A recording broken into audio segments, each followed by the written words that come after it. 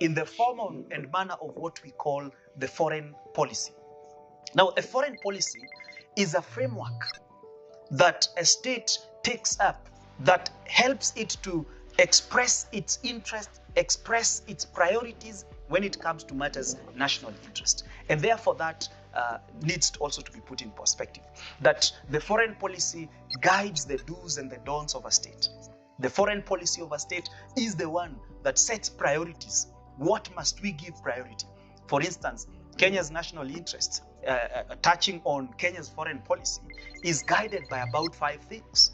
We have peace diplomacy, we have cultural diplomacy, we have diaspora diplomacy, we have environmental diplomacy, and we also have economic diplomacy. So those would be very, very important when we are crafting the foreign policy. So there is that interrelationship. And as I said, all this is meant to bring this coherence between domestic political issues, domestic political concerns, and you put them together. And this national interest, of course, may be touching on so many things. It could be economic issues, peace and security issues, sports and culture issues, tourism-related issues. It could be because you want to enhance regional development, regional cooperation. It is because maybe you want to enhance the capacity of a certain region to have a voice in the international system. It could be that you want to focus on matters like international trade. And so all these become very, very important for us to be able to put it. There is also, when you are looking at the aspect of national interests and the foreign policy, there's also something very important that is known as the grand national strategy.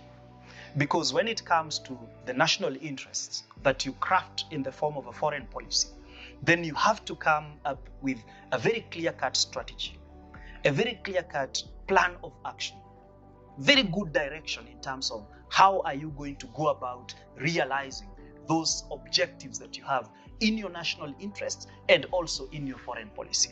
And that's why it's called a grand national strategy. It must be a very clear, concise and precise course of action in terms of the do's that you're going to do to ensure that you actualize that. So all that agrees and marries into the broader aspect of national interest and domestic politics. In the